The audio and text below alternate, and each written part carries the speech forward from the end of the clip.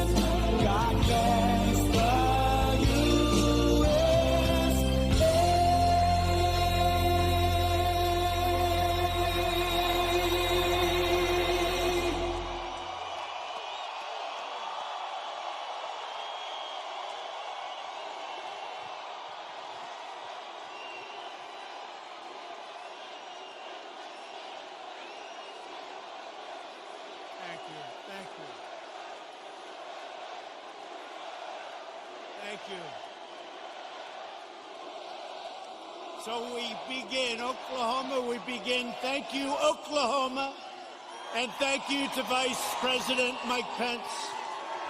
We begin our campaign.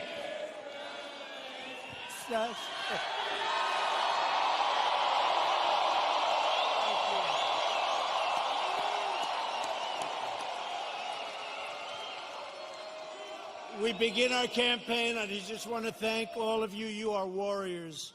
I've been watching the fake news for weeks now, and everything is negative. Don't go, don't come, don't do anything. Today it was like, I've never seen anything like it. I've never seen anything like it. You are warriors. Thank you. We had some very bad people outside. We had some very bad people outside. They were doing bad things. But I really do. I appreciate it. We have just a tremendous group of people in Oklahoma. And I hear from your two great senators and your governor that we're doing very well in Oklahoma. That's the word. That's the word. I stand before you today to declare the silent majority is stronger than ever before.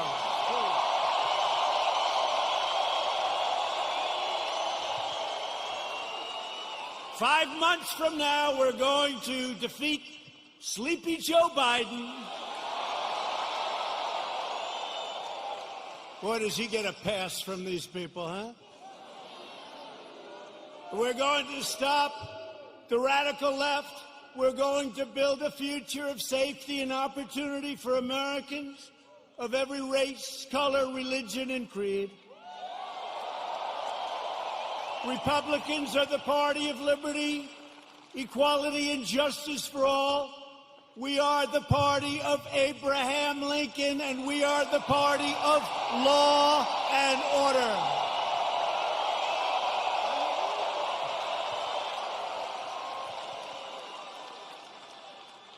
Think of what we've done.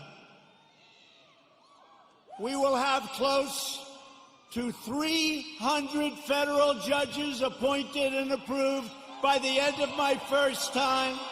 That's an all-time record. That's an all-time record.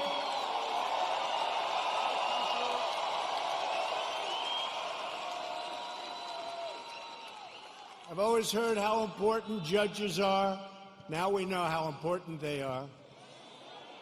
Think of that, over 300, around 300 by the end of the term. And when we have another 4 years, we're going to have a big, big percentage of the total number. Very important. November 3rd. And 2 great Supreme Court judges. So we have 2 justices of the Supreme Court. Justice Gorsuch, Justice Kavanaugh, they're great. They're great. They're great. We have 2. And we could get a few more. Yeah, we could get a few more. We've spent over $2 trillion to completely rebuild the unmatched strength and power of the United States military. And all of that incredible equipment, whether it's submarines or missiles or rockets or jet fighters, bombers, it's all built in the USA.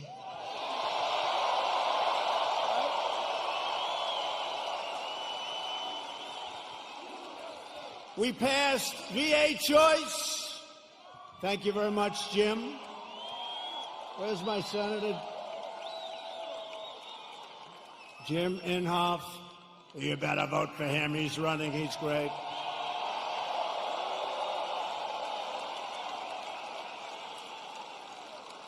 But we'll get to him and James Lankford in a second. 2 great senators. You have 2 great senators. So we passed VA choice. So if you're a veteran, for years and years, they've wanted to do it for almost 50 years. We got it done. We get a lot of things done. And so if you're a veteran and you have to wait in line for 1 week, 2 weeks, 3 weeks, 5 weeks, 7 weeks, 2 months, what happens is you go outside, you get a private doctor, you get fixed up, and they pay your bill. We take care of the bill. We take care of the bill. And you get immediate service. It's never happened before. And our approval rating at the VA is now 91%. That's how good it is. Never been anywhere near that number. Never been anywhere near that number. And VA accountability. We had a lot of bad people in the VA, people that didn't love our vets, people that were sadistic, people that stole, a lot of bad people. You couldn't get rid of them because they were, let's say it could be unions, it could be civil service, right? Let's just say. And so you couldn't get it done. That was another one. For decades and decades, they wanted to get it changed. And I got it done with those people and your congressman, who I'm going to introduce. VA accountability, and now somebody treats our veterans badly. And we look at them, and what do we say? We say, you're fired. Get out, right? Get out. They got rid of a lot of bad people that were there for a long time, sort of like me in Washington, draining the swamp. I never knew it was so deep, but it's happening. It's happening. I never knew it was so deep. It's deep and thick and a lot of bad characters. Thank you. We're lowering the price of prescription drugs, making our allies pay their fair share. They get a big bargain on drug prices, and enacting fair trade deals that finally, after all these years, put America first. I've been saying it for a long time. We passed the largest tax cuts in the history of our country. The Democrats want to raise your taxes. Tell me about that. Tell me about that. I guess I'm old-fashioned. You know, all my life, I heard politicians want to lower taxes, not raise them. If you could lower them, you couldn't lose. The Democrats want to substantially raise your taxes. How do you figure that? And regulation cuts, we passed more regulation cuts than any administration in the history of our country.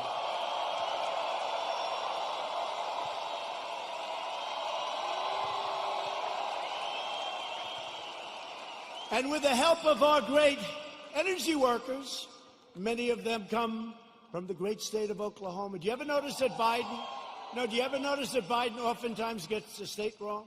He's in Iowa, and he says, it's good to be in Idaho. No, you're in Iowa. He's in New Hampshire, and he says, it's great to be in Ohio. No, you're in New Hampshire. That happens to him all the time. Hasn't happened to me yet. You know, when that happens, there's nothing you can do to make up for it. You might as well just walk off the stage because the speech is a disaster. Right?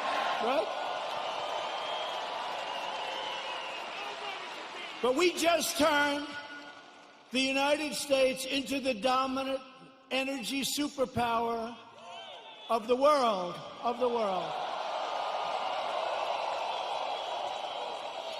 And because of the Chinese virus, what happened about 3 months ago, it looked like we were in big trouble, and we were, and I got it back together. I called Russia. I called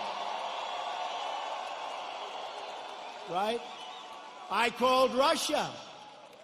I called Saudi Arabia. And believe it or not, I called Mexico. Mexico was a little bit tough. That's called OPEC Plus. Did you ever hear of OPEC Plus? That's OPEC plus plus. And we got them to do the right thing, and we have our energy back to up almost $40 a barrel, meaning you have an energy business again. Almost $40 a barrel. A couple of months ago, it was zero, and we were going to lose 10 million energy jobs, 10 million jobs. So Texas and Oklahoma and North Dakota and many other states would have been hurt. Now, you think you're going to be hurt there? You try putting AOC in charge of your energy.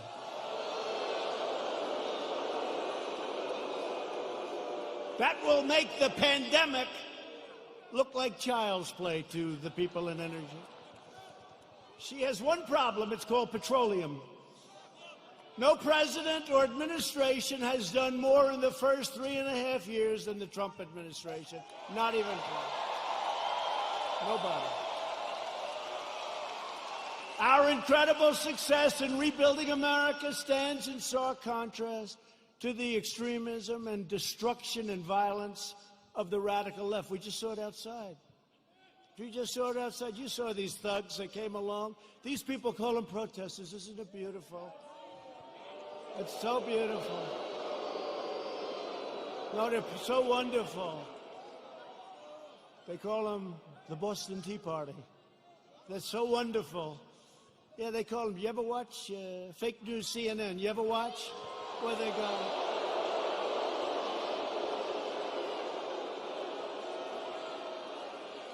How about the CNN anchor? You know, did a little shave job in the head, which is fine. And he's standing in front of a building saying things are very peaceful here. And the building is, it looks like the biggest fire I've ever seen. The whole town is burning. It's like the biggest fire. And he said, things are very good here, Anderson. I think it's good. These are wonderful people, Anderson. You ever see that? Looked like the world was coming to an end. And you know, we did something in Minneapolis. After watching for 3 or 4 days, I called. I said, you got to get out. You can't protect yourselves. I got them to take 8,000 National Guardsmen. And in 1 hour, it all ended. And they rode through the next 3 weeks with no problem.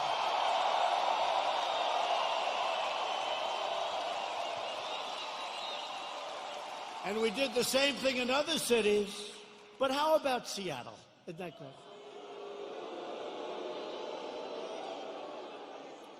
So they take over a big chunk of a city called Seattle. I mean, we're not talking about some little place. We're talking about Seattle. Have you ever been to Seattle? They took over a big chunk, and the governor, who's radical left, all of these places I talk about are Democrat. You know that. Every one of them. Every one of them. And I have an offer out. I said, anytime you want, we'll come in, we'll straighten it out. in 1 hour or less. Now, I may be wrong, but it's probably better for us to just watch that disaster.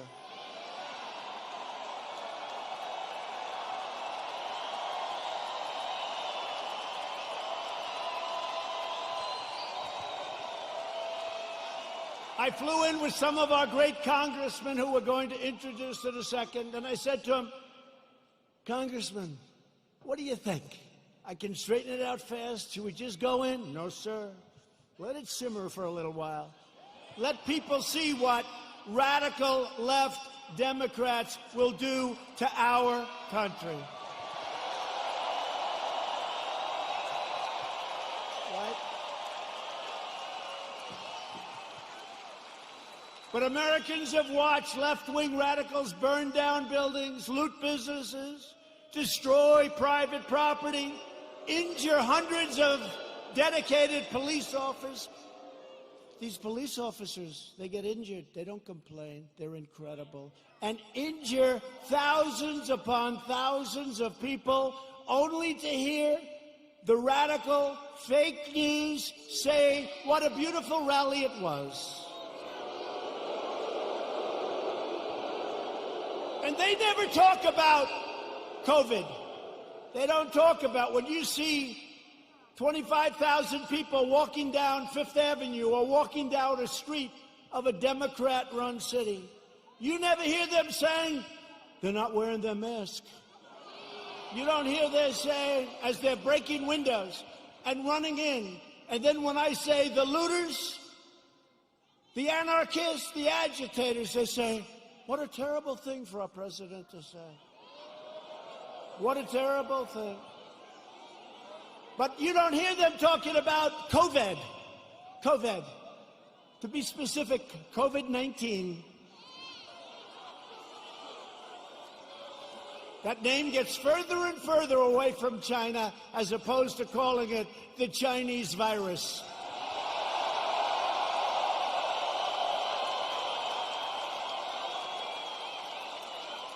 And despite the fact that I have done a phenomenal job with it, I shut down the United States to very heavily infected, but all people from China in late January, which is months earlier than other people would have done it if they would have done it at all. I saved hundreds of thousands of lives.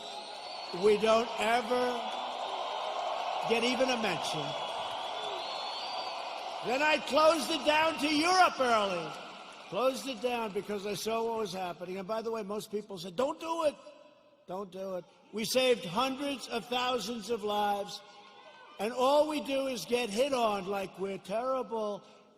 And what we've done with the ventilators and with the medical equipment and with testing, testing is a double-edged sword. We've tested now 25 million people. It's probably 20 million people more than anybody else. Germany's done a lot. South Korea's done a lot. They call me, they say, the job you're doing, here's the bad part. When you do testing to that extent, you're going to find more people, you're going to find more cases. So I said to my people, slow the testing down, please. They test, and they test. We got tests that people don't know what's going on. We got tests. We got another one over here. The young man's 10 years old. He's got the sniffles. He'll recover in about 15 minutes. That's a case. Add him to it. That's a case. That's a case.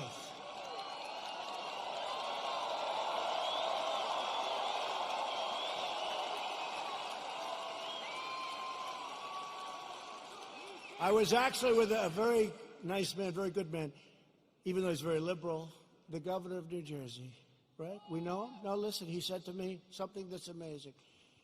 New Jersey was very heavily hit, very hard hit, thousands of people. He said with thousands of people that died, thousands of people, there was only one person that died under the age of 18. Would you believe that? Which tells me one thing, that kids are much stronger than us. When you see a little kid running around, say, boy, oh boy, do you have a great immune system. How about a piece of your immune system? They don't even know about this. Let's open the schools, please. Open.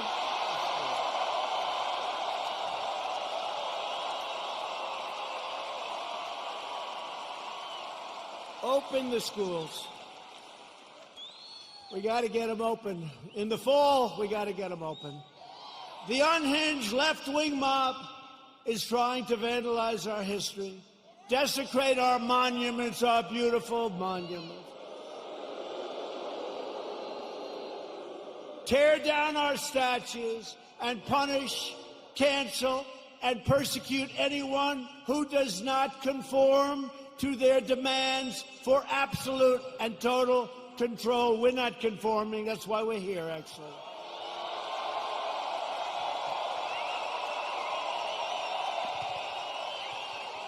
This cruel campaign of censorship and exclusion violates everything we hold dear as Americans. They want to demolish our heritage so they can impose their new oppressive regime in its place. They want to defund and dissolve our police departments. Think of that. You know, I heard it for the first time 2 weeks ago. I said, well, that one, I mean, they're only kidding. I said, they're not. Minneapolis, you see what's going on? They're not kidding. They got a lot of problems. They'll have a lot of problems. Hey, it's 1 o'clock in the morning, and a very tough, you know, I've used the word on occasion, hombre. A very tough hombre is breaking into the window of a young woman whose husband is away as a traveling salesman or whatever he may do.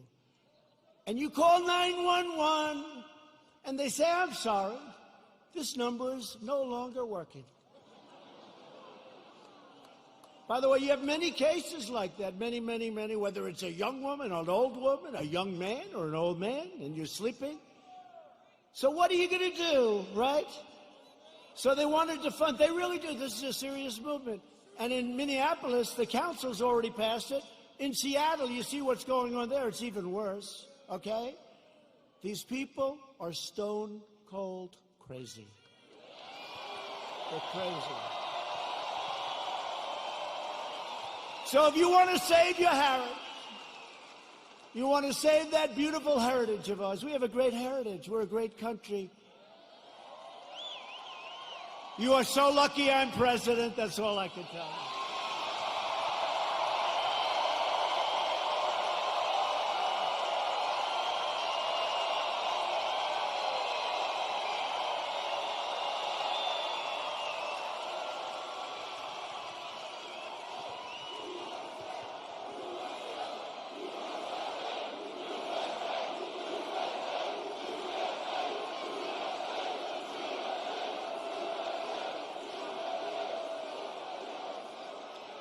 People have come up to me and say, how do you take it? I say, do I have a choice? Do I have a choice? We deal with a lot of bad people, but we're winning. And every once in a while, I'll have one of these days where I'm hit left and right, like even this great event. What if you could have seen outside, or if you could have heard the reports, oh, it's COVID, it's this, I've gotten... It's, by the way, it's a disease, without question, has more names than any disease in history. I can name Kung Flu. I can name 19 different versions of names. Many call it a virus, which it is. Many call it a flu. What difference? I think we have 19 or 20 versions of the name. But they say to me, where do you get the energy? I say, I don't have a choice. I don't have a choice. You know, it was interesting to show you how fake they are. You might have seen it. So last week they called me, and they say, sir, West Point, we're ready. I said, oh, that's right. I have to make the commencement speech at West Point. You know, they delayed it for 6 weeks because of COVID. So they delayed it, and I went there. 1,106 cadets were graduating, and beautiful. Right? Beautiful cadets. So, this is just to show you how bad the fake news is. So, they say to me, sir, we're ready to go. I say, let's go. This is after saying hello to a lot of cadets, inspecting little areas of a building that was very exciting. Actually, it's beautiful, very old. Studied a lot of our great generals, some of our presidents that went there. West Point is beautiful, right on the Hudson River. But after an hour, general that runs it is a fantastic guy. After an hour, we land. We do some more inspections, and they say, sir, are you ready? Yes, I am. So we walk like the equivalent of about 3 blocks, which is fine. We go on stage, which is fine. They make speeches, then I make a speech. It lasted a long time. I don't know, maybe 45 minutes, maybe longer. I don't know, but a long time. The sun is pouring down on me. Okay? But they said to me before the speech, sir, would you like to salute each cadet, each single cadet, or maybe they'll be in groups of 2. Would you like to salute like this? Yes.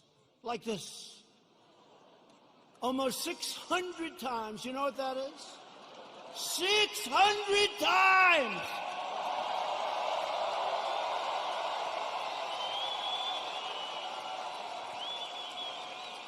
Thank God they were in 2s. Because let me tell you, you do that 600 times, you go home and you say, it's like a workout without a weight, right? 600 times. So I did that. Then the incredible helicopters, brand new, gorgeous helicopters, the Apaches and the other new ones that we just bought. So they fly over.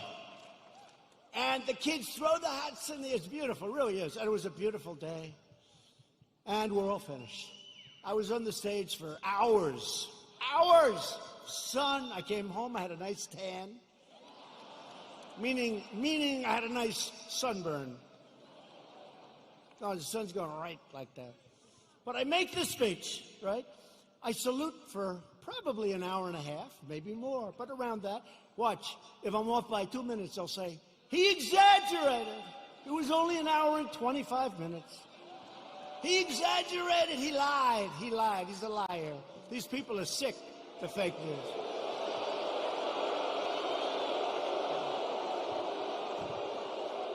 So then, I finished saluting, my final salute. I said, thank goodness, thank you very much.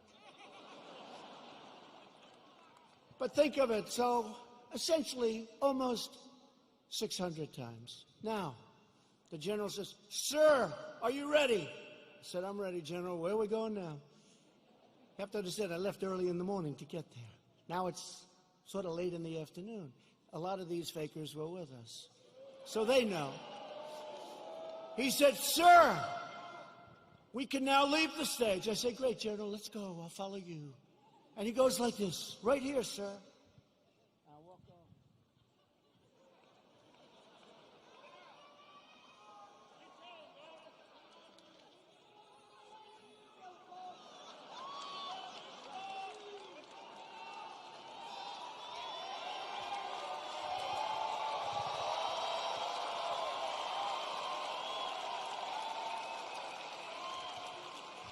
And the stage was higher than this one. And the ramp was probably 10 yards long. I say, General! Now you gotta understand, I have the whole Corps of Cadets looking at me. And I want them to love their president. I did this big thing. I love them. I love them. They're incredible. And they do. I said, General! I've got myself a problem, General. Because I'm wearing leather bottom shoes, which is good if you're walking on flat surfaces. It's not good for ramps. And if I fall down, look at all those press back there. Look at that.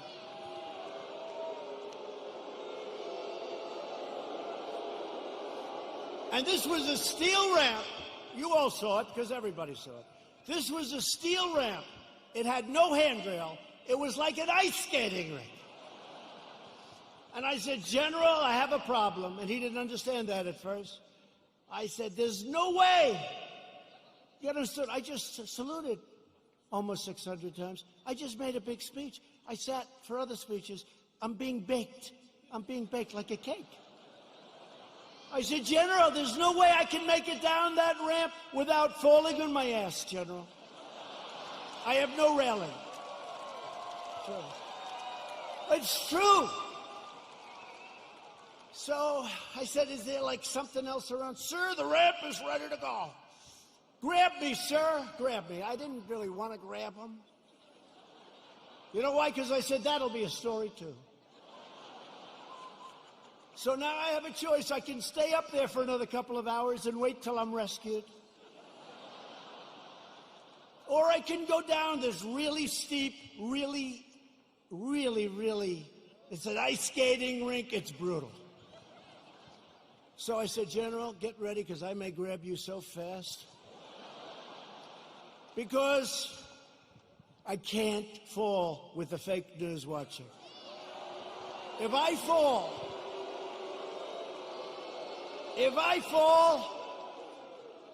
I remember when President Ford fell out of the plane, you remember? I remember when another president, nice man, threw up in Japan, and they did slow motion replays. It's true, right? It's true. I don't want that, General.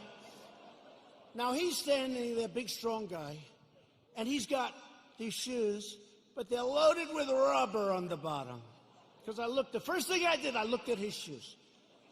Then I looked at mine. Very, very slippery. So I end up saying, okay, General, let's go. I will only grab you if I need you. That's not a good story. Falling would be a disaster.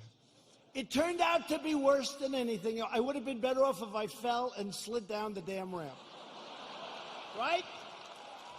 So what happens is I start the journey inch by inch, right? And I was really bent over, too. I didn't like that, you know. I didn't like this picture. This picture, I'm sure, will be an ad by the fakers. So I was bent over, right? And I'm going like this.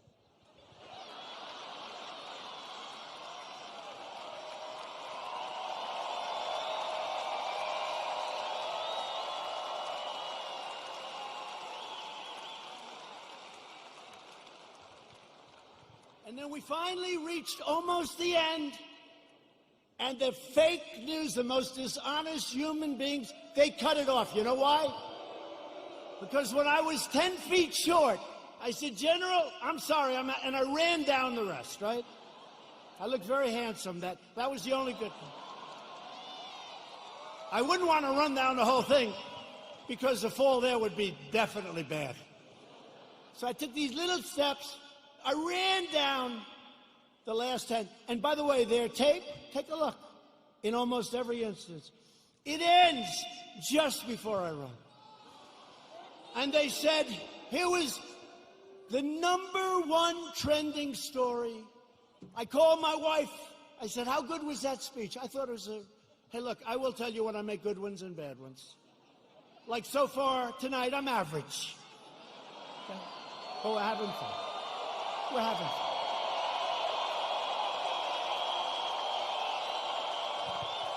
So far tonight. But I called my wife and I said, how good was it, darling?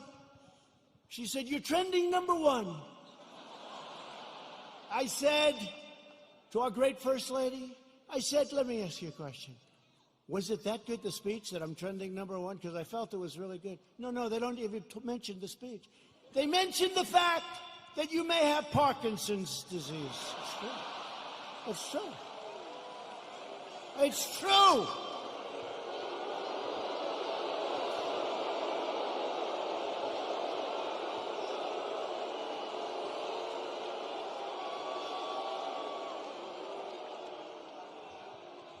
They say there's something wrong with our president.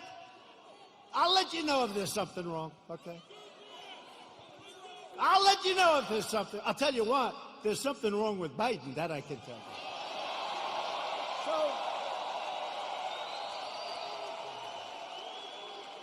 So then my wife said, well, it wasn't only the ramp. Did you have water? I said, yeah. I was speaking for a long time. I didn't want to drink it, but I wanted to wet my lips a little bit. You know, you're working hard up there with the sun pouring down on you. I love this location. The sun's like this. This way they save on lighting, right? That's why they did it probably. So what happens is I said, what does it have to do with water? They said, you couldn't lift your hand up to your mouth with water. I said, I just saluted 600 times like this. And this was before I saluted. So what's the problem? She said, well, I know what you did. You had on a very good red tie that's sort of expensive. It's silk because they look better. They have a better sheen to them. And I don't want to get water on the tie. And I don't want to drink much. So I lifted up the water. I see we have a little glass of water. Where the hell did this water come from? Right? Where did it come from? And I looked down on my tie, because I've done it. I've taken water, and it spills down into your tie. It doesn't look good for a long time. And frankly, the tie is never the same. So I put it up to my lip, and then I say, because I don't want it to, just in case. And they gave me another disease. They gave me another disease.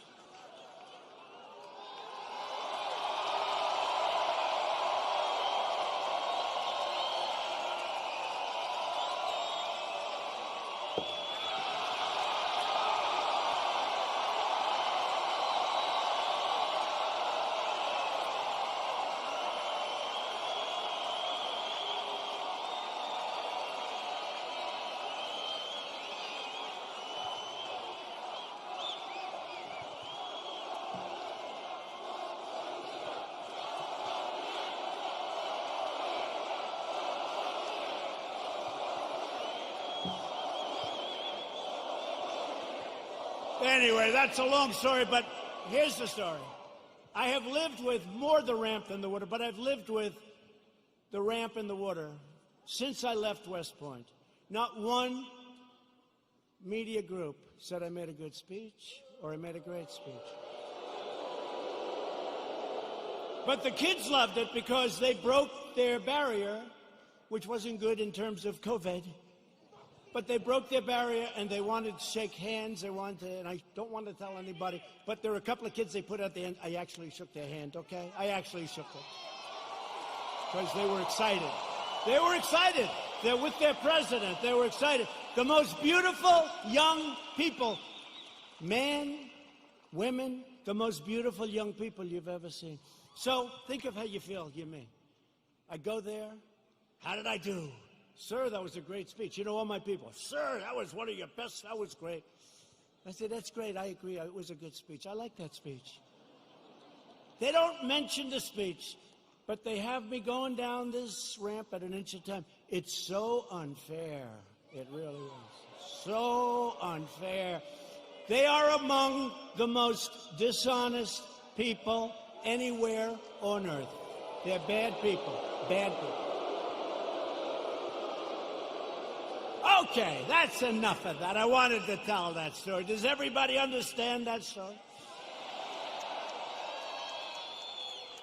The left-wing anarchists tore down a statue of Thomas Jefferson. Now we're getting into the real stuff. They decapitated a statue of Christopher Columbus, except in New York when the Italians surrounded it. They didn't have too much of a chance. Those Italians, I love the Italians. They heard they were going to rip down their beautiful Christopher Columbus, and all of a sudden they circled that thing. They didn't do too well in hurting Christopher, did they? Thank you to our Italian population. We're very proud of you, right? 2 days ago, leftist radicals in Portland, Oregon, ripped down a statue of George Washington and wrapped it in an American flag and set the American flag on fire. All Democrat. Everything I tell you is Democrat. And you know, we ought to do something, Mr. Senators. We have two great senators. We ought to come up with legislation that if you burn the American flag, you go to jail for 1 year. 1 year.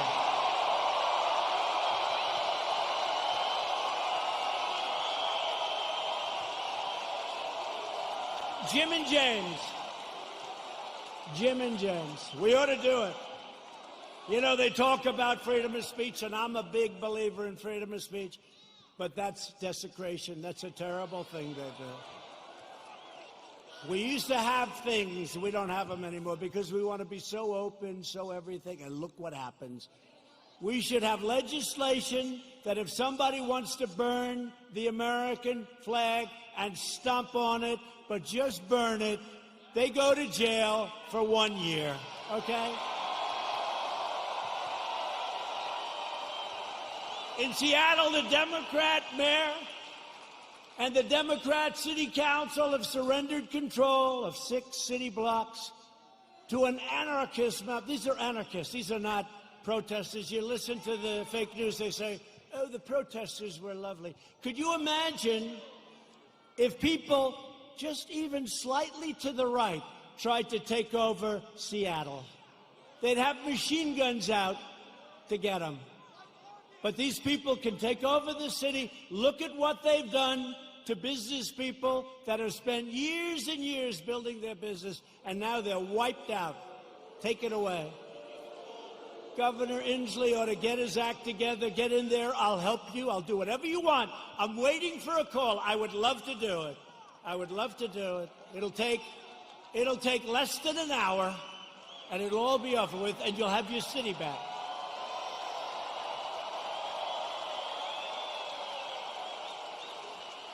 And yet Biden remains silent in his basement in the face of this brutal assault on our nation and the values of our nation. Joe Biden has surrendered to his party and to the left-wing mob. He has no control. Does anybody honestly think he controls these radical maniacs? You know what he says to his wife when he's not confusing her with his sister? Get me the hell out of here. These people are crazy. That's what he says. He has absolutely no control. You know, a lot of times I'll make like a speech, and I'll have this beautiful paragraph come out criticizing every little aspect of the speech. Beautiful, brilliant. But Joe didn't. And it'll say, a comment from Joe Biden. But he didn't say it. Professional people, great students in English lit, people that are very smart say it. Joe Biden said, and they're going to this highly complex paragraph, beautifully worded, and I say, Joe didn't say that. Joe doesn't even understand it.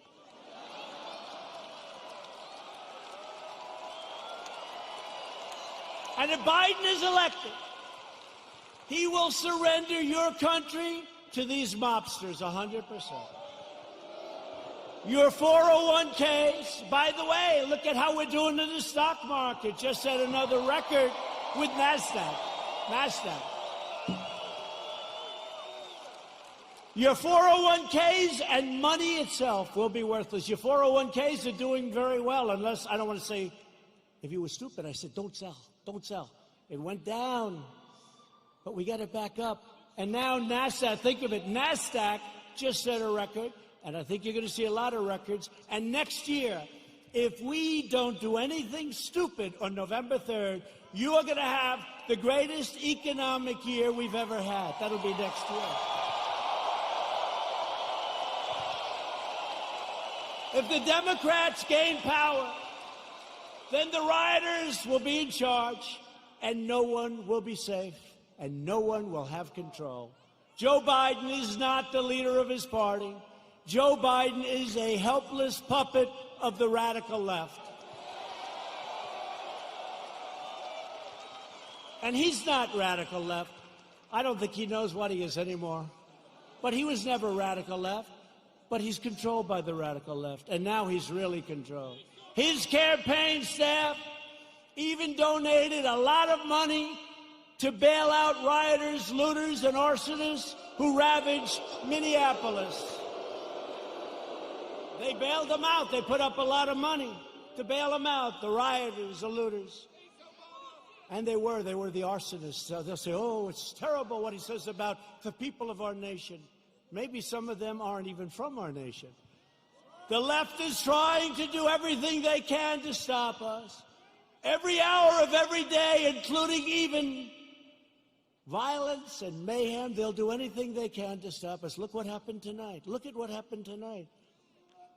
Law enforcement said, sir, they can't be outside. It's too dangerous. We had a bunch of maniacs come and sort of attack our city. The mayor and the governor did a great job, but they were very violent people.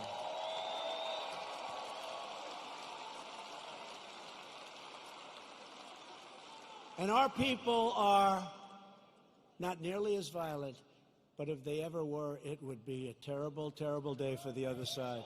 Because I know our people. I know our people. But we will never submit to their threats, and we will never let them destroy our nation. What they did tonight, I saw it on television coming in on Air Force One. One thing about Air Force One, we got plenty of televisions. We have televisions in closets. You open up the closet, got a television. We got a lot of televisions. It's a great plane, great everything. By the way, we ordered new ones.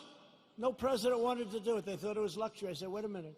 Air Force One is 31 years old. People don't realize that. So I said, they gave me a chart very early in my administration, like, how about the first week? Sir, would you sign for this plane? No, it's actually two planes. Would you sign for this plane? Air Force One. I said, how old is the original or the one we have now? Sir, it's 31, 32 years.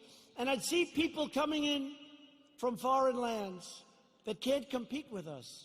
Rich countries, but they can't compete with you. And they have a brand new, beautiful 747-800, 747. And I said, wait a minute, that country has new and we have a 31-year, so somebody had to do it.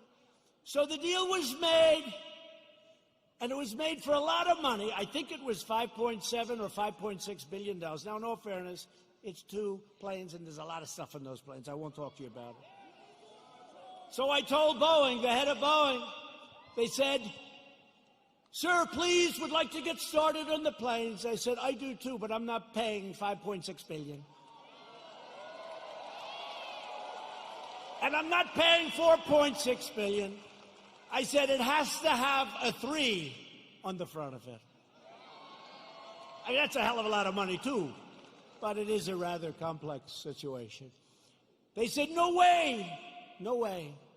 This was before Boeing had problems, by the way. But Boeing's coming back. They're coming back. The greatest company in the world, and it had some big problems. It had a couple of problems that didn't work out. That was terrible. But the greatest, I think before that, it was the greatest company in the world. It made up 1/4 of a point of our GDP. Think how big that is, one company. It was an unbelievable machine. And then they made a plane, and they did some foolish things, and a terrible thing happened, and all of a sudden, they've gone through hell. But you know what? They're coming back. We're ready to help them if they need it, but they're coming back, and they're coming back strong.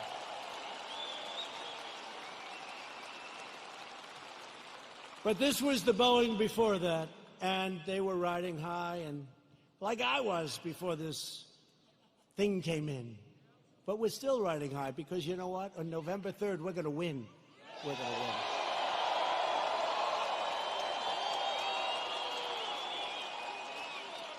So they came in and they said, no, we want 5.6 billion, whatever it was. If I'm a little bit off, they'll go crazy, you know. Whatever. But it was a lot.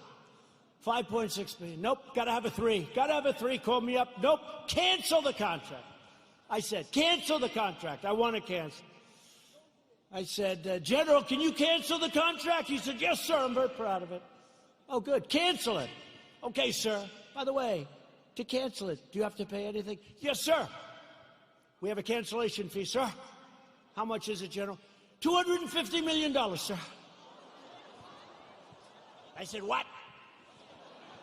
Sir, we made a good deal. $250 million to cancel. You mean If we don't buy the plane, we have to hand them $250 million. That's not good, right? Look at these two guys. They're looking. By the way, that's like a good story compared to some I could tell you, like with aircraft carriers. So they said $250 million, or I always say this, or around that number, because I'm off by a little bit. They say, oh, he exaggerates. I look at numbers all day long. That's what I look at for years now, for my whole life when you think of it. $250 million cancellation fee, sir. He was very proud of himself. What a great day. I say, General, don't cancel. Don't cancel. Just tell him I don't want the planes. Don't put anything in writing. Don't put it in writing, General. Why, sir? Because I don't want to pay $250. True. Do you hear that, Jim? Jim Inhofe, he's great. You hear that, Jim? You know that story. He does a great job. So here's what happened, the bottom line. Boeing says, no way, no way, no way. The next week they say, no way we're doing it. The next week they said, how about $5 billion? I said, no way, no way. The next week they said, 4.8. I said, nope, it's got to have a 3 on the front of it. Don't you understand, you dumb son of a bitch? Don't you understand?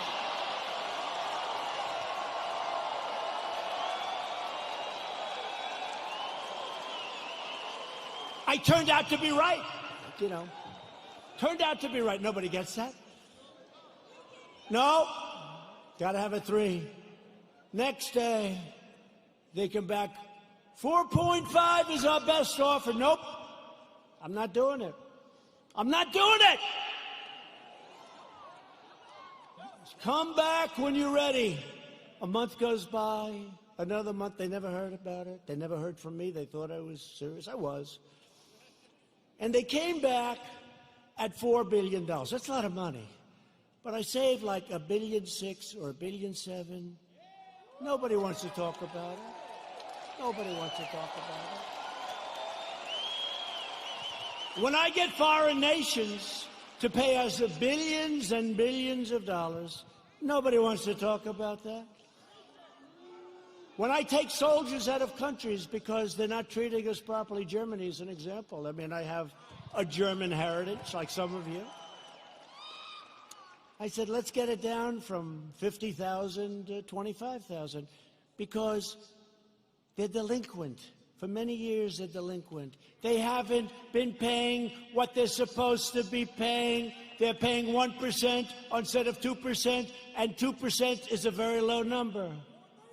And they say, yes, we think by 2030, maybe 2032, we could get current. I said, no, Angela. Angela, please. Yes. Don't say that, Angela. It's true. You know who I'm talking about. Nice, by the way, very nice woman, very good negotiator. I said, Angela, that's a long time. This was in 2019. She said 2032. I said, no, Angela, that's not working. But I said, what about, because now they want to get current, but I said, well, what about the last 25 years, all the money you owe us? Everybody forgot about that. They forget about all the money that wasn't paid. I said, what about the $1 trillion that you really owe? So we're negotiating, let's see. But in the meantime, we're reducing our troops. Remember this. Remember this. We're supposed to protect Germany from Russia. But Germany is paying Russia billions of dollars for energy coming from a pipeline, brand new pipeline. So they pay the country we're supposed to protect them from. They pay billions of dollars to that country. We're supposed to protect them. Excuse me, how does that work? How does that work?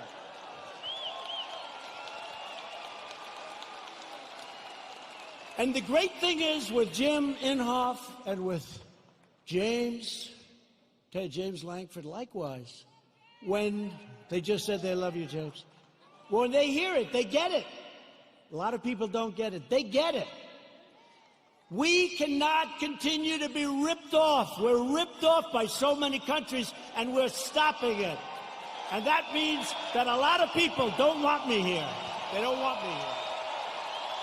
There are a lot of people that don't want me here. You know, they don't sell a lot of bombs when we're not dropping bombs on people. You know that, right? It's called the military-industrial complex. When rioting and looting broke out in our nation's capital, I very quickly deployed the National Guard. I said, get them in.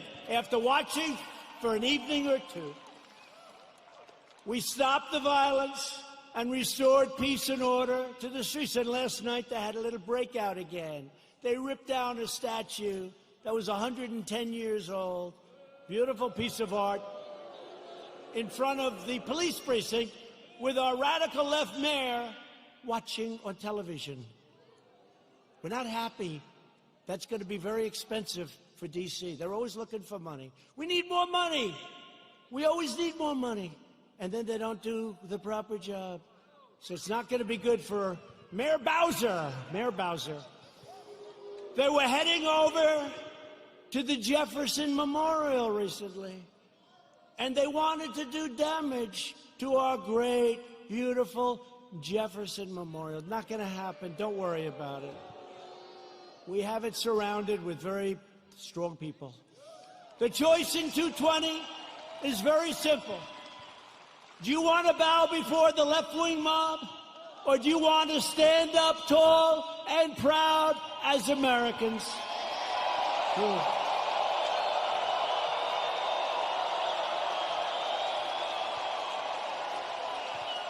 And explain this to the NFL. I like the NFL. I like Roger Goodell, but I didn't like what he said a week ago. I said, where did that come from in the middle of the summer? Nobody's even asking. We will never kneel to our national anthem or our great American flag. We will stand proud and we will stand tall.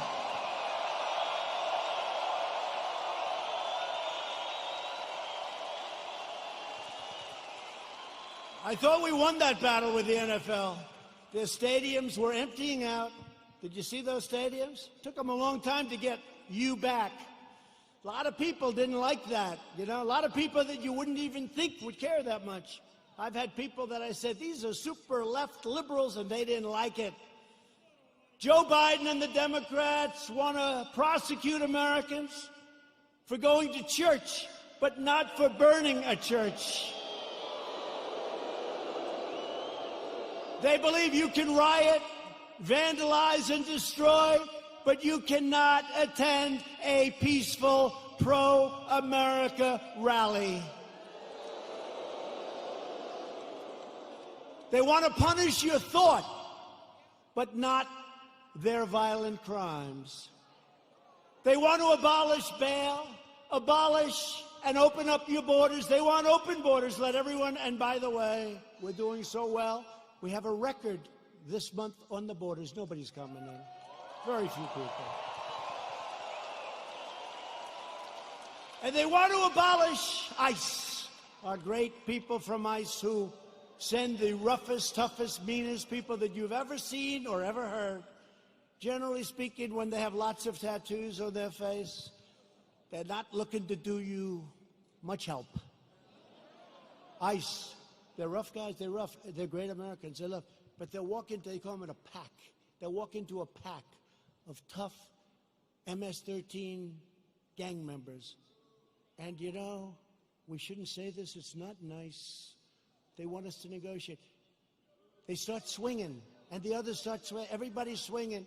At the end, they carry them back, and they throw them into the paddy wagon, right?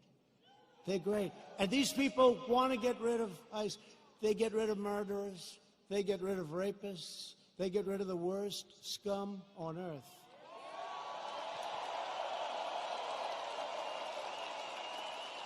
And when I called them animals, I said they're animals. And Nancy Pelosi, they cut up a young woman.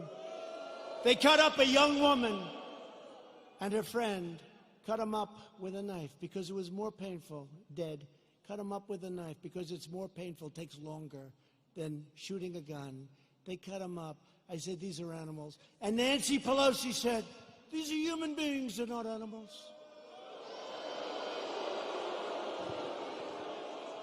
If I lose an election over that, you know what?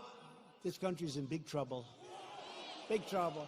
They want to disarm law-abiding citizens and dismantle our police forces while freeing vicious MS-13 gang members. In Joe Biden's America, rioters, looters, and criminal aliens have more rights than law-abiding citizens, and that's true. In my administration, we defend American citizens, and we deport MS-13 members. Or put them in jail if we have to. The chaos you're seeing in our Democratic-run cities, these are all run by the Democrats, is what will happen in every city and community in America, and much, much worse if we don't keep them out. We have to do this. We have to go to the polls on November 3rd, and the rest, you know what to do. You know what to do. Got to keep the White House. Joe Biden's record can be summed up as 4 decades of betrayal, calamity, and failure. He never did anything. He was a senator. He was a vice president. He was, before that, something. Guy, you know what's great? President Trump was tough on this, or he was tough. They complained. Never did anything about it. He's been there for 43 years or 47 years. He never did anything about it. Biden supported every globalist attack on the American worker. Let's make every country in the world rich but ourselves, including NAFTA, the disaster of NAFTA. He wanted to go, and TPP would have ruined our automobile industry. Korea, I renegotiated the deal. I took a horrible deal. That was a Hillary Clinton special. That was a Hillary Clinton special. She said, we have to make this deal with South Korea. It's going to mean 250,000 jobs. And she was right. For South Korea, 250,000 jobs. And China's entry into the World Trade Organization was supported by Sleepy Joe Biden. That was one of the worst deals economically in the history of our country. When China joined the World Trade Organization, they were flatlined for decades. They became like a rocket ship. He voted for the war in Iraq. He voted for mass amnesty for illegal aliens. He supports sanctuary cities, and now Biden wants to end immigration enforcement and he wants to require you to provide free health care for millions and millions of illegal aliens, okay? When I took early and decisive action to ban travel from China and protect Americans from the virus, and as I said, Joe Biden opposed my decision and called it hysteria, xenophobia. He doesn't know what the word means, xenophobia, and fear-mongering. And then he apologized a month later. He said he was wrong, but he didn't say it. And they didn't cover it. They didn't cover it. On one of the single most important policy decisions of our lifetime, Joe Biden sided with China over America. That's closing the border. He thought it was a terrible thing.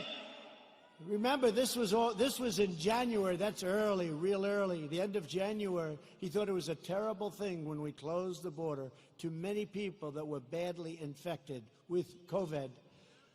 When the chips are down, Biden will always cave to the radical left.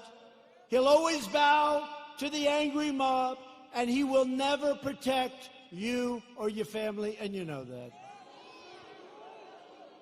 Joe Biden will always let you down. That's been his history.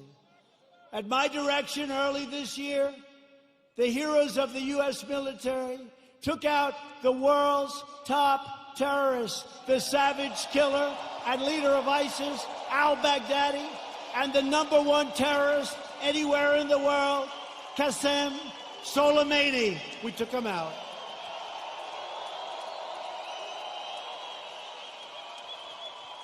Joe Biden opposed killing Soleimani. He was vehemently, we killed this #1 terrorist. He didn't like it. You know why he didn't like it? Because he thought it would be good politically. That didn't work out too well. Just as he opposed the raid that killed Osama bin Laden. He opposed it. You know that. Biden is always on the wrong side of history, as said by people that are with him and worked with him. He never made a correct foreign policy decision. Biden is a puppet for China. Son walked out with $1.5 billion. I think it's a little bit. Allowing them to rip off America for many years. Now they're paying us billions and billions of dollars. We give a lot of it to our farmers. We have plenty left over. China's not exactly happy with me.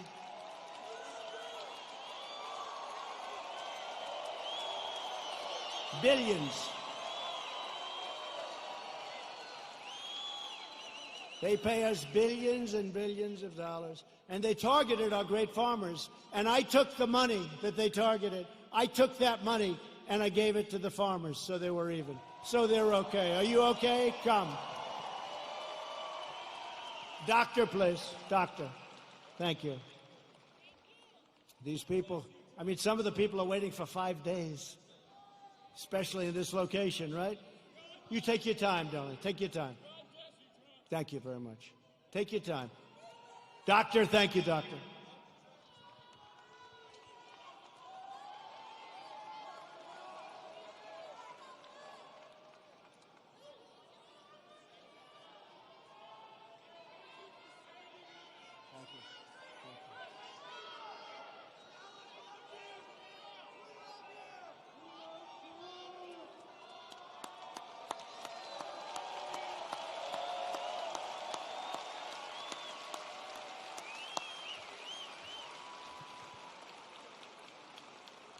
Now, some people wait for 4 or 5 days. It's incredible.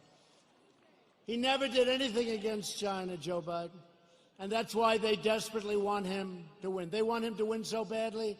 Iran wants him to win so badly. Let me tell you, I'm going to make a very fast deal, the best deal you've ever seen. I've already made one with China, but I can make even more. They want me to lose because they will own the United States if I lose. Iran. President Obama gave them $150 billion for nothing.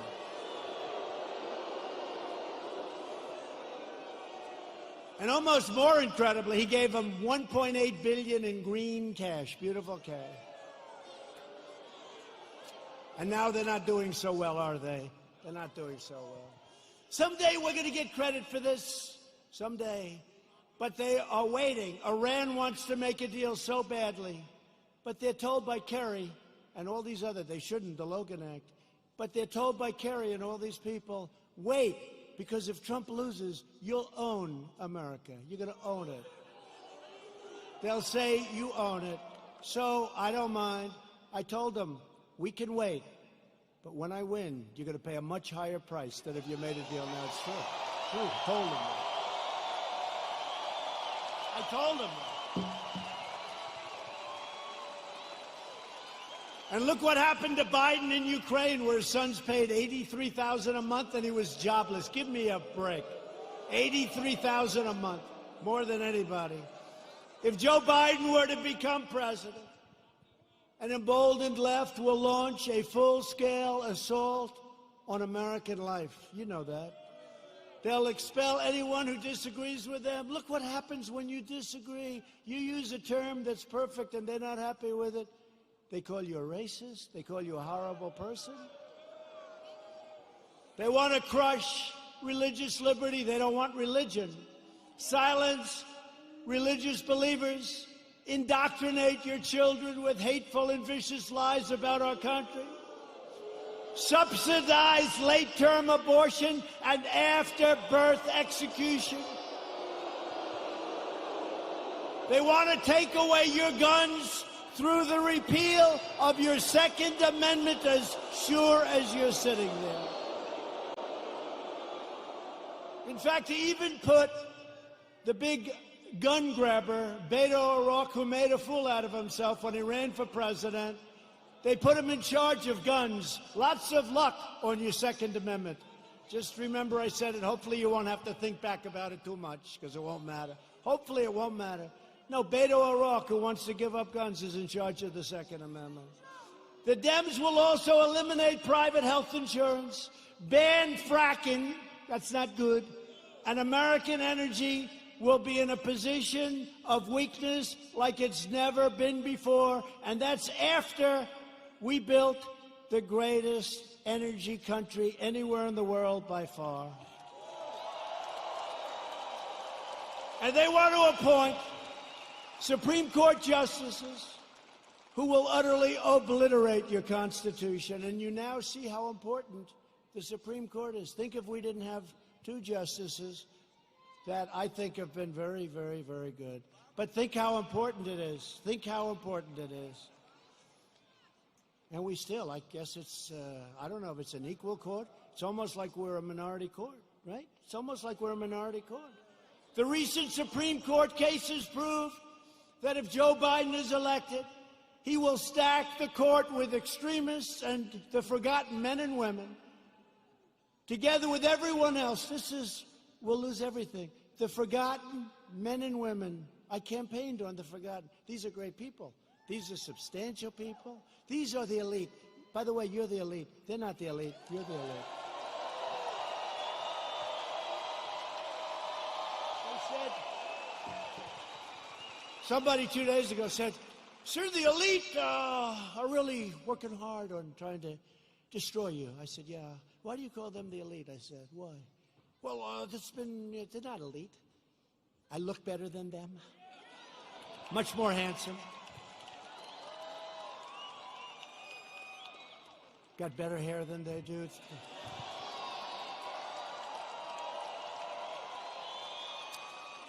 I got nicer properties. I got nicer houses. I got nicer apartments. I got nicer everything. I ran for politics once, just once in my life, and I became president of the United States. Once.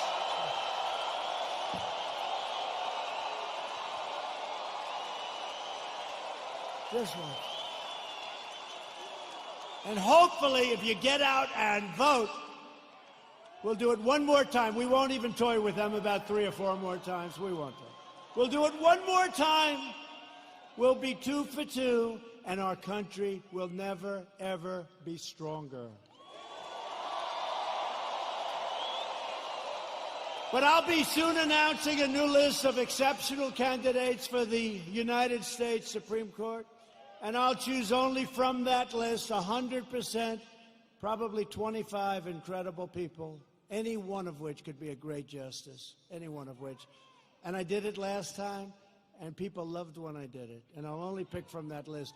Biden can't release his list because the names would be too extreme, too radical. They wouldn't be acceptable, but they will be very radical people.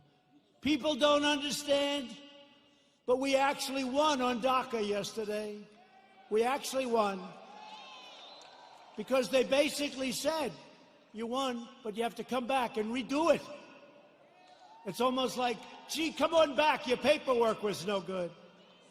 But we're going to be refiling, but don't let it get you. Everything's going to work out really good. Everything's going to work out good. It was great. I mean, it would have been nice if we won it. Everybody said, oh, you're going to win DACA. You're going to win DACA. That's easy. You got to win DACA. That's easy. They all said it. And they came back and they said, we don't like what you did with your paperwork, essentially, right? So we're refiling it. Most people would say, oh, we lost. We didn't lose. We're going to refile it. And everything is going to work out for the young people, most of whom aren't so young anymore, by the way. But we're going to work it out for everybody. Biden is fully controlled by the fringe of his party. He is their pawn. He doesn't even know where the hell he is, let's face it. He installed socialists, Alexandria Ocasio-Cortez, to be in charge of his environmental policy and his energy. You can forget petroleum. How does Oklahoma feel about being petroleum-free? Not good, right? Our country will have no energy. Our country will have nothing. Oklahoma, Texas, North Dakota, and many others will all be out of business. I don't think that's going to work out too well, but she's actually in charge of environmental policy, and you know what that means. She doesn't even want wind. She doesn't want those bird-killing machines that go round and round. You want to see a lot of birds that are dead? Go under a windmill sometime. She wants us to go back to the Stone Ages because she's got no sense, no credentials. She's got a little charisma, not much, but she doesn't have a clue. You know it. But she's in charge of the environment. No airplanes. We can forget Boeing, I guess, come to think of it, right? We talked about Boeing. We could forget Boeing. Let's cancel those brand new Air Force Ones, right? Likewise, Representative Ilhan Omar. Ilhan Omar is going to be very much involved in a Biden government.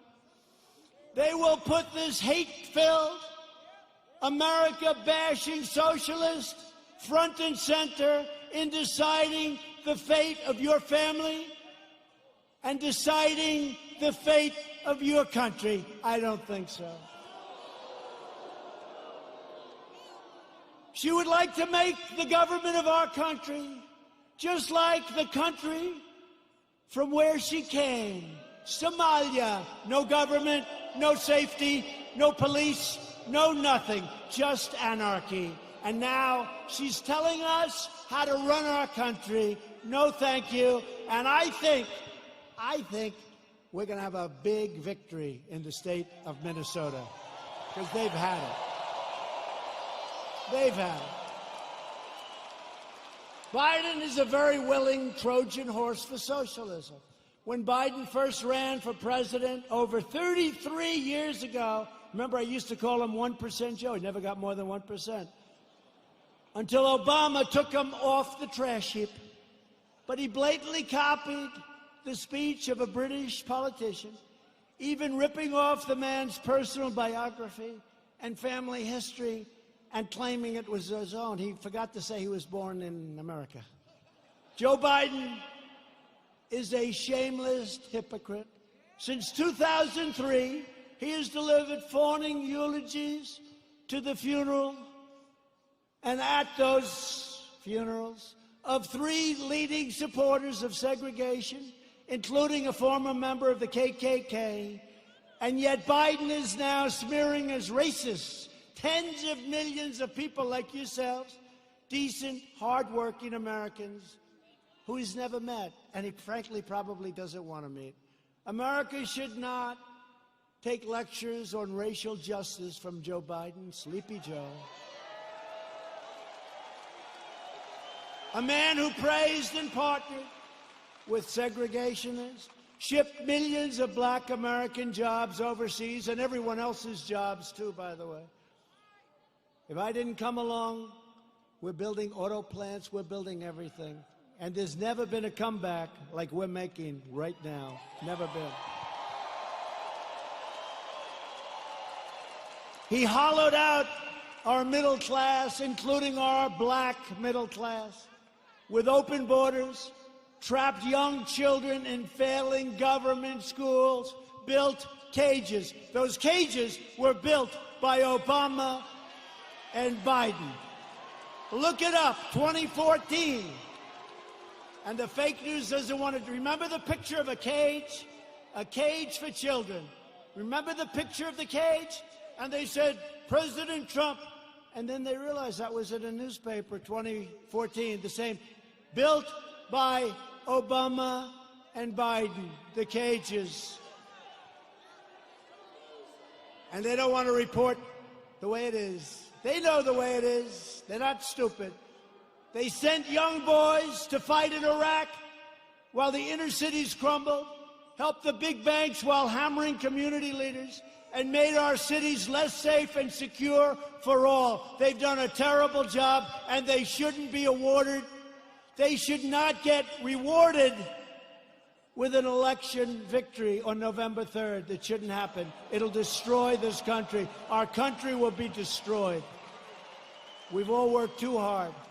They don't know what the hell they're doing. Some do, actually, but in a very sinister way. Virtually every policy that has hurt black Americans for half a century, Joe Biden has supported or enacted. I've done more for the black community in 4 years than Joe Biden has done in 47 years.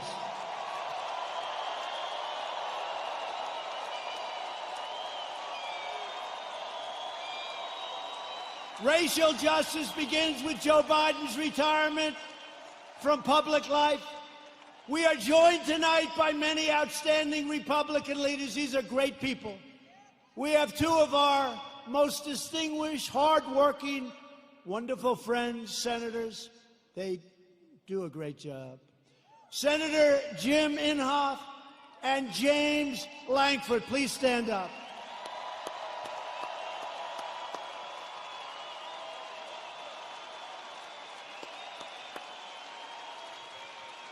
Two very respected, I will tell you, two very respected people in Washington. They're respected by everybody. They do some job, and I'd have you come up, but you can relax. I will say this.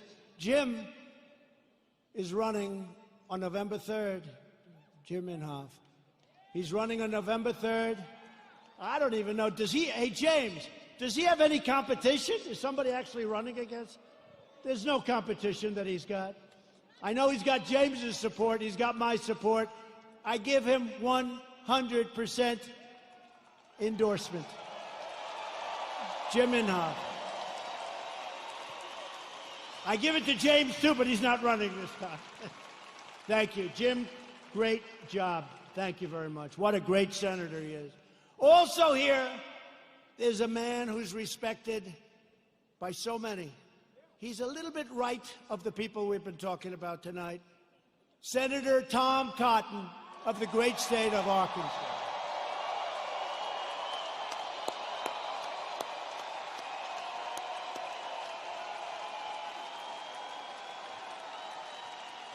Thank you, Tom.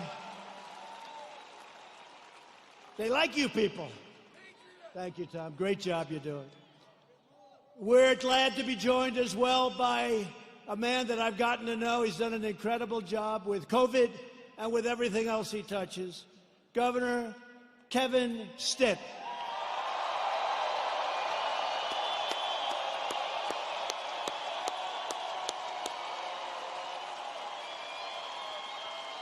Thank you both. Thank you both for being here. Thank you. Lieutenant Governor Matt Pinnell. Thanks, Matt. Thanks, Matt. And Representatives Frank Lucas, Tom Cole, he's been here for a little while. He's done an incredible job.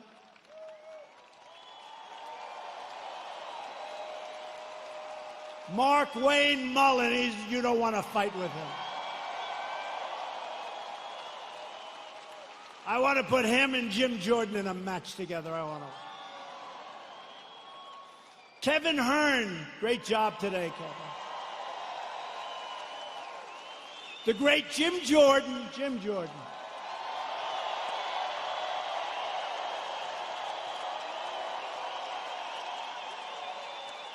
Elise Stefanik.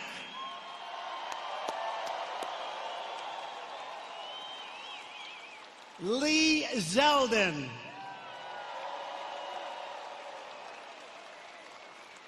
Tom Emmer. Tom, thank you.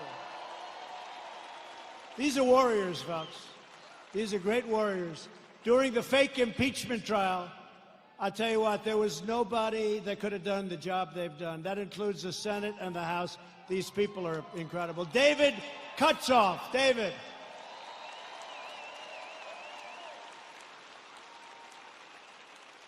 A great friend of mine, Debbie Lesko, Arizona. Great job, Debbie. Great job. And a man who's got very good genes, Greg Pence.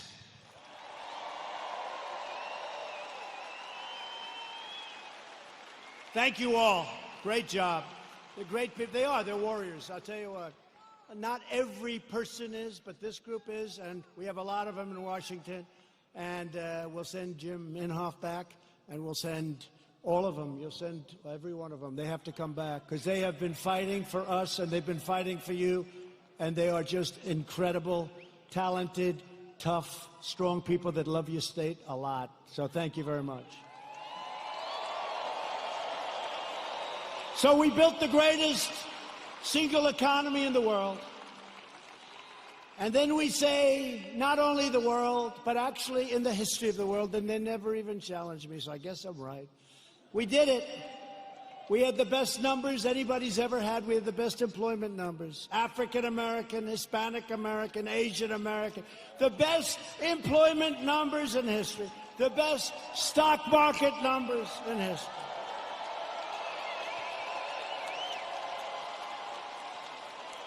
We were the envy of the world. Everybody would come in to see me. Presidents, prime minister, kings, queens, and dictators. Dictators would even come in and say, congratulations on the economy. And then the plague came in, and now what we're doing is we're doing it again, and it's going fast. We have to have a lot of it done because people don't quite get it. We're doing record business. It's happening at a level and a speed that nobody can believe. 2 weeks ago, job numbers came in. The single biggest number in the history of our country. Last week, retail sales numbers came in. Retail sales, the single greatest number in the history of our country. So here's what's going to happen. Here's what's going to happen. They blame a president for anything. When you see looters, even though we put them down, if we didn't stop them, nobody would, because the other side will never stop them. But they always blame a president. Here's what's happening. We're going up, we're going up, we're going up, we're going to go up. Then we're going to hit October. We're going to be up. We're going to be way up. We're not going to be where we were, but in many ways, other than all of the horrible, horrible death that was so needlessly caused by a virus that should have been stopped where it originated, which was China.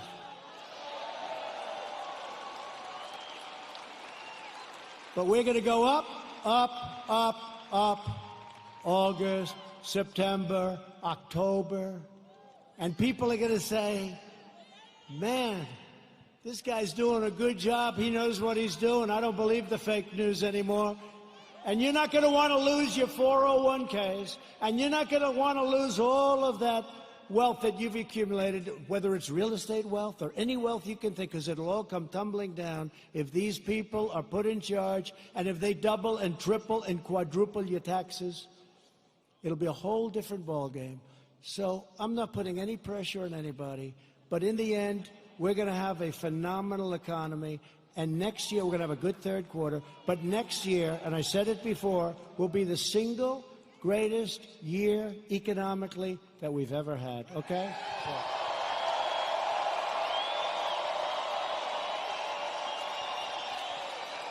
And if you see that happening, if you see it happening on November 3rd, you don't have the guts to vote against Trump. Even you don't have the guts to vote against Trump. Say, wait a minute, darling, my 401k is higher than it was the last time. I don't think I want to take a chance. You're not going to want to do that. The stock market has been the best. Think of this. Go back 1 week and go back 50 days. In that 50-day period, it's the strongest 50 days in the history of the stock market. Think of it.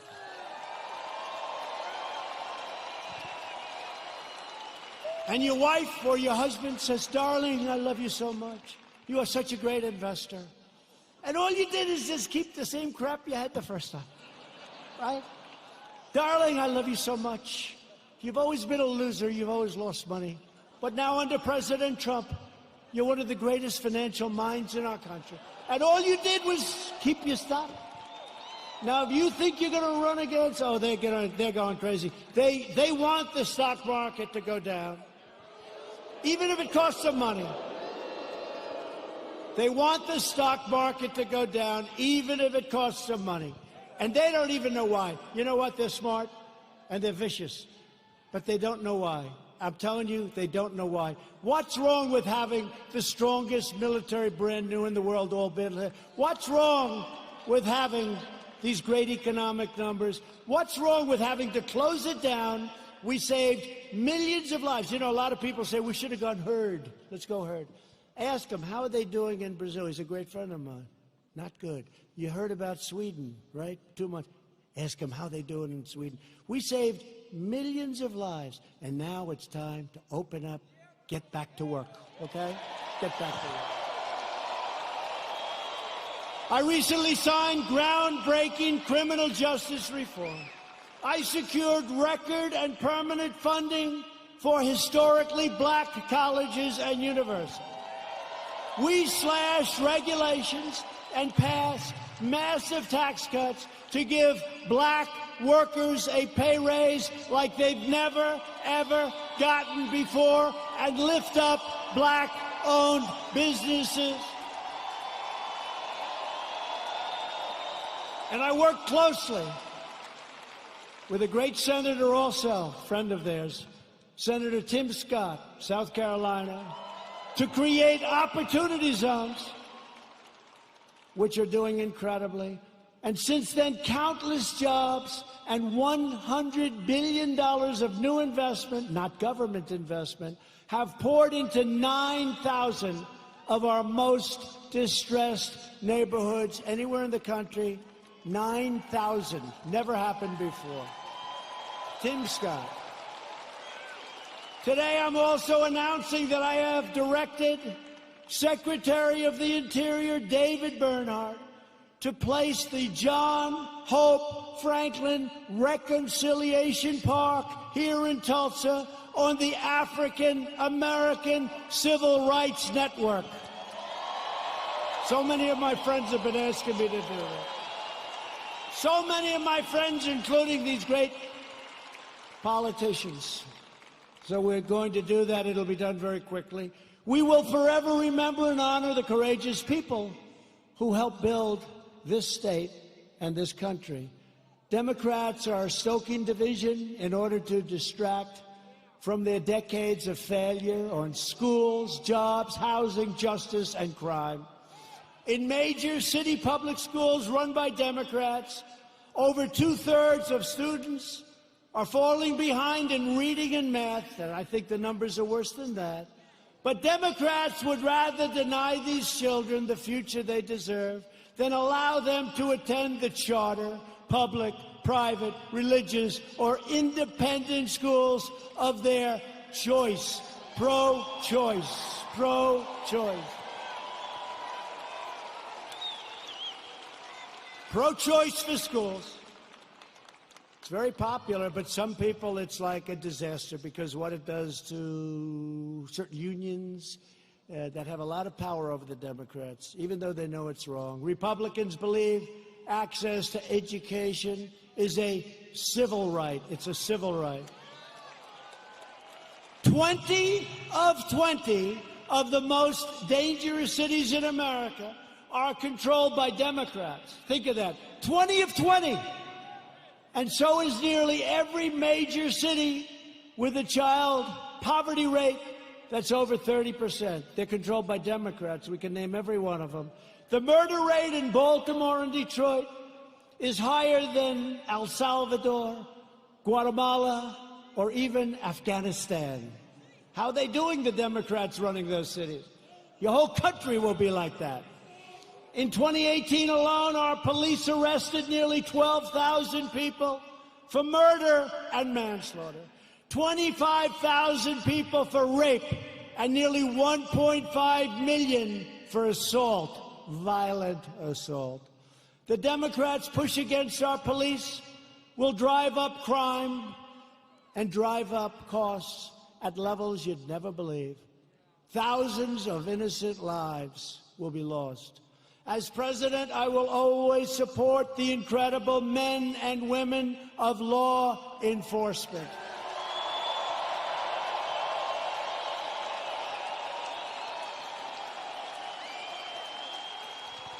A vote for Republicans is a vote for better schools, better jobs, safer families, and stronger communities for all Americans.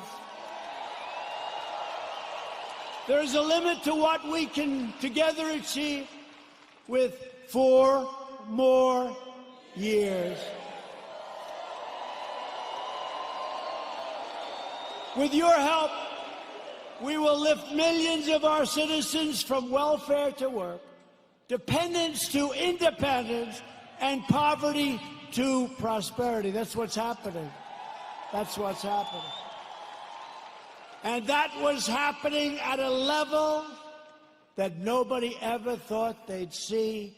It was happening before this COVID came in. It was happening at a level that nobody believed possible. And then China sent us the plague. Thank you very much. We will protect Medicare and Social Security for our great seniors, and will always protect patients with pre-existing conditions. Always. Always. We will appoint more judges to interpret the Constitution as written.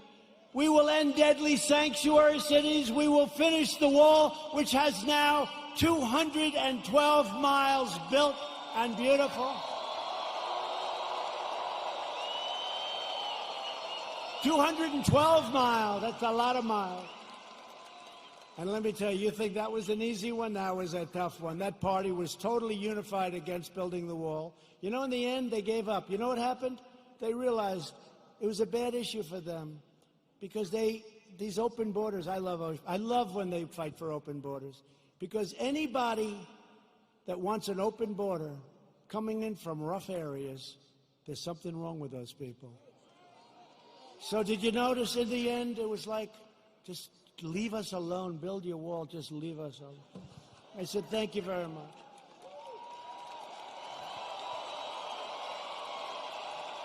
And we will elect a Republican Congress to create a fair, safe, sane, and lawful system of immigration that puts American workers first. We will revitalize our cities, and we will build gleaming new roads, bridges, tunnels, and airports all across our land. We will enact new trade deals that result in more products proudly stamped with that beautiful phrase, made in the USA. It's so beautiful. So beautiful. Made in the USA. That's happening, too. We have so many plants coming into Michigan and so many other states. We have car plants coming in. Would have never come if I wasn't president. Would have never come. We will become the world's premier pharmacy, drugstore, and medical manufacturer. That's already started. We're bringing it back. We will keep America out of foolish, stupid, ridiculous foreign wars. We will never hesitate to kill America's terrorist enemies. You know, when I took over, ISIS was all over the place. And I did something that I felt we should do. And we have now obliterated, we have now captured 100% of the ISIS caliphate. 100.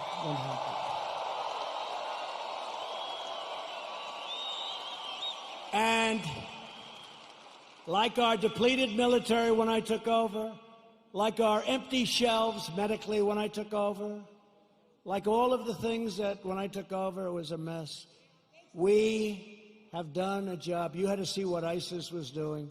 They were getting bigger, bigger, bigger, bigger, bigger. I came in smaller, smaller, smaller. Sir, we've just taken 100%.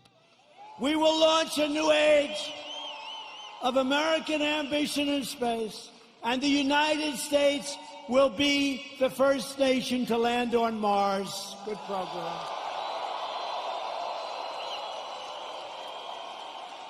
You saw the beautiful rocket 3 weeks ago go up. Beautiful. We will defend privacy, free thought, free speech, religious liberty, and the right to keep and bear arms.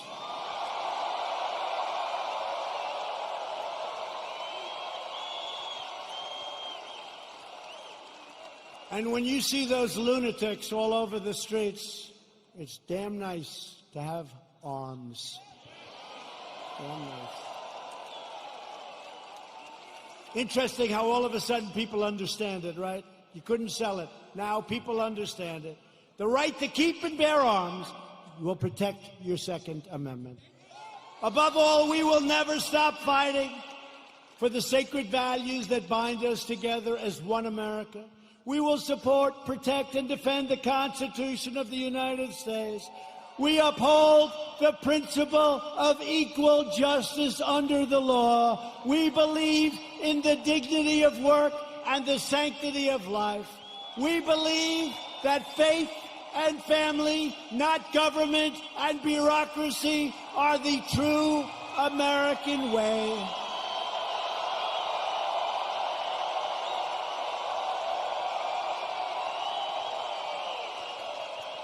We believe that children should be taught to love our country, honor our history, and always salute our great American flag.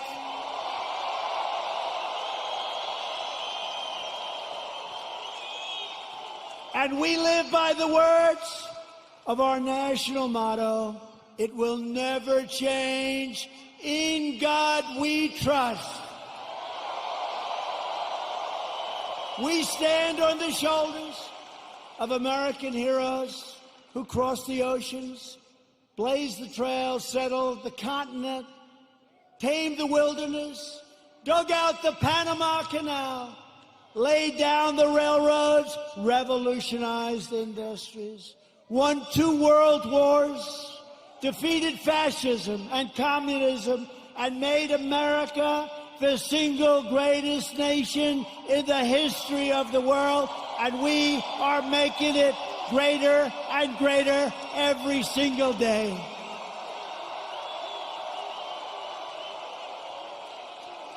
Proud citizens like you help build this country, and together we are taking back our country. We are returning the power to you, the American people. With your help, your devotion, and your drive, we are going to keep on working. We are going to keep on fighting, and we are going to keep on winning, winning, winning.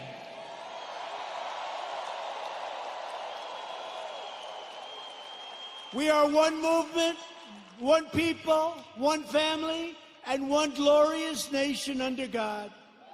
America will soon be thriving like never before because, ladies and gentlemen of Oklahoma, the best is yet to come.